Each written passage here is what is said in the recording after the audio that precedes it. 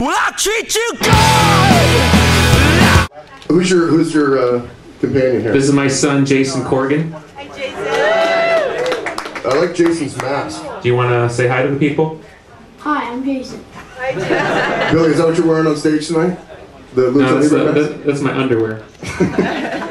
I wear Lucha Libre underwear. What are your memories of the Sunset Strip?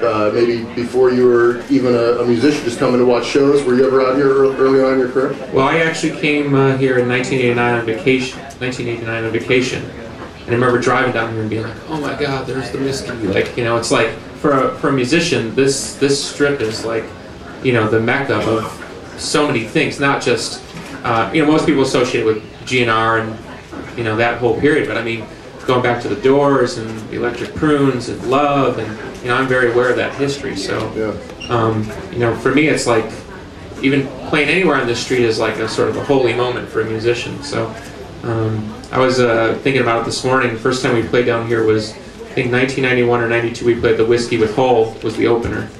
And I remember Courtney was pissed at me something, so that's all I remember about the show. Her pissed? Imagine that. Yeah, imagine that. Yeah, this show here at the Viper Room was the first show with what is now the current lineup of the band, and the reaction to the new lineup was amazing, like right off the bat, and it's been consistent everywhere we've gone in the world. It's been really nice because, you know, intellectually a lot of people have resistance to the idea, oh, it's not the original members, but when people see this band and they feel the unity that we do have, it's not some rent-a-band type of thing, you know, we're real musicians, we play together, we eat together. It's really translating well, so I'm really pleased and proud of them, that, you know, because that's not an easy thing to take on. Yeah, I would have never guessed that was the first time you guys played live. You were so tight. Just the overall chemistry with the band was right there. It's weird, we just have that natural chemistry, so, you know, it's not something you can manufacture, you know, you just either have it or you don't. And Tim, one of the much talked about collaborations and kind of in the pop world earlier this year was you're working with Jessica Simpson. And how was that working with her? Well, she was doing a theme song for her TV show, The Price of Beauty, I think it's called. And she had this song, she asked me what I thought, and I said, that's a good song, and she said, well, what would you do? And so next thing I know, I got involved in sort of tweaking the song out, and I thought it turned out pretty good. She's actually, surprisingly, I know she's sort of seen in the pop world, but she could very easily front a rock band. She actually has a really good rock voice. And, well, Slash works with Fergie and says the same thing about her. She's got an amazing rock voice. What surprised you about working with Jessica? Just a great singer. I mean, you know, the pop world, they kind of get in all that, you know what I mean? The hand, the Mariah Carey hand. Right. No, it's Celine Dion hand, sorry, she did it first. You know, what you really realize in a lot of cases is when you meet people who are successful, it's because they're really talented.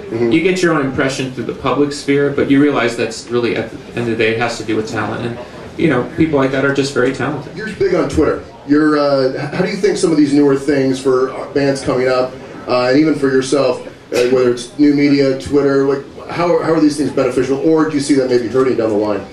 I think there's a really thin line between making yourself available to people and sort of killing the reason they like you.